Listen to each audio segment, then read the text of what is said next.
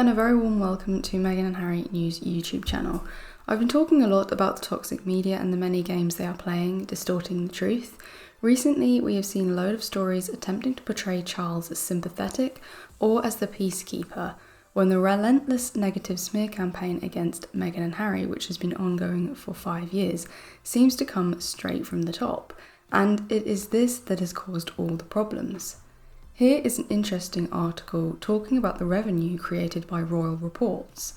It says here, Harry and Meghan most newsworthy couple as public interest double that of Kate and William. According to a survey, the Duke and Duchess of Sussex are written about more and generate more online traffic than their royal counterparts. If it generates more online traffic, then it generates more advertising revenue. The more advertising revenue, the more money these toxic media people make. When you see people share toxic media articles on Facebook or Twitter, never click on them, because just by clicking on them, you are helping them to make money. If you must share something, share an image of the article rather than linking to the article. But this is all about money. What's interesting is that it says Harry and Meghan most newsworthy couple. In all fairness, Harry and Meghan are not doing that much. Their public appearances are few and far between. There is not enough real news about them for them to be talked about every day. So the reason they are at the top is because the toxic media and the smear campaign are constantly putting out fake negative stories multiple times a day in order to diminish their popularity, to diminish their character, which, as I've said, has been ongoing for 5 years now. It continues, Prince Harry and Meghan Markle are currently the world's most newsworthy couple, according to a new study. While Prince William and Princess Kate are the second most written about couple in the world, they only generate the 4th highest amount of traffic, behind Beyoncé, Jay-Z and Ben Affleck and Jennifer Lopez, in 2nd and 3rd place respectively, research by experts at jeffbet.com has found. Now you can see why the PR of the firm constantly leaks stories about members of the royal family and Meghan and Harry. They're trying to get more publicity for themselves. The whole reason for the smear campaign against them was because of this popularity and how it doesn't align with their royal hierarchy.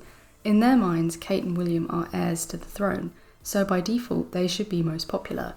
When Meghan and Harry come along, they mess that hierarchy pattern up, hence the smear campaign.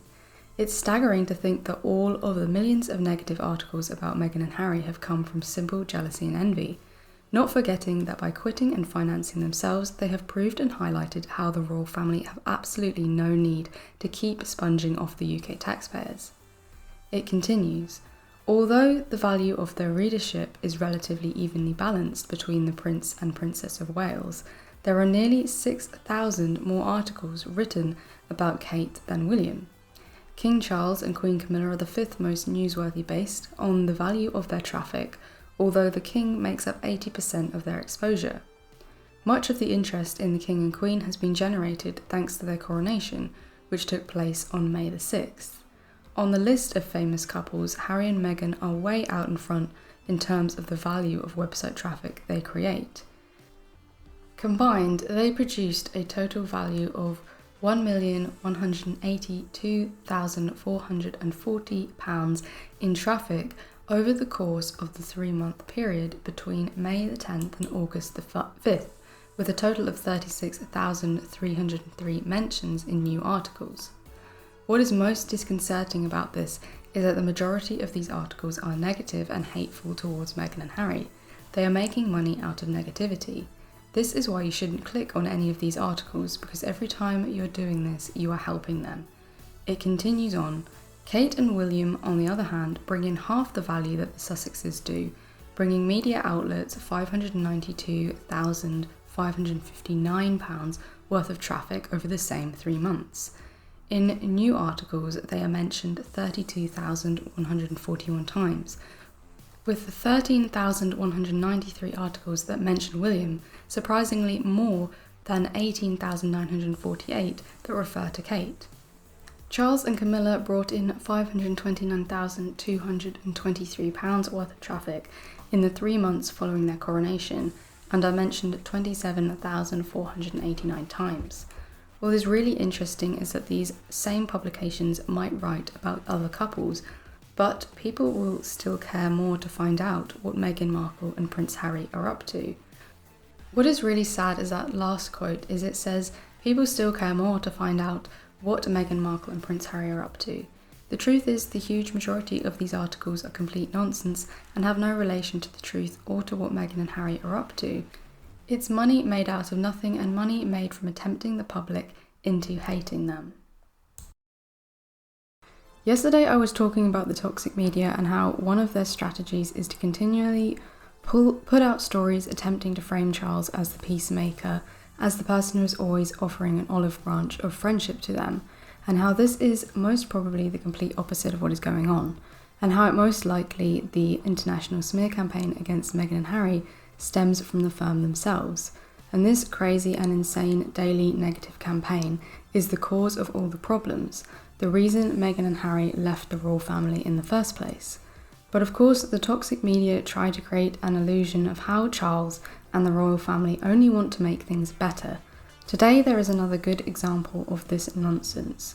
In fact, it's quite interesting because if you look at the headlines, is it not referring to the possibility that Charles at some point was something less than human?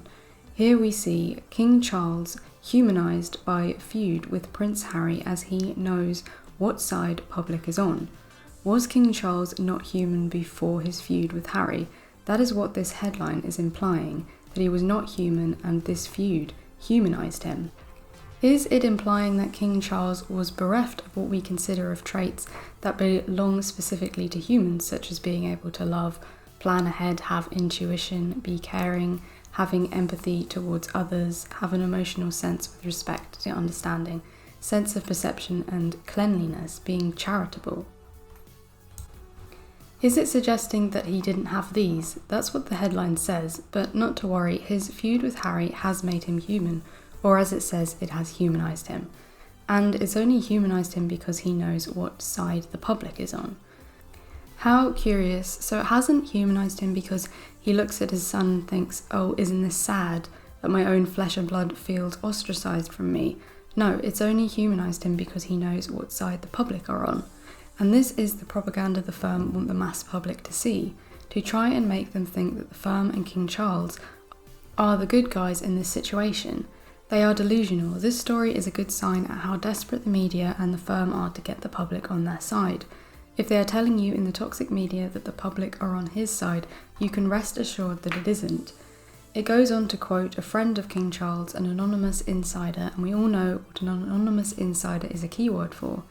It means the firm's PR. The anonymous insider says it's all very sad, but it mirrors what happens in a lot of families, so it humanises him. What's clear is the side of the public has come down, and that's reassuring to him.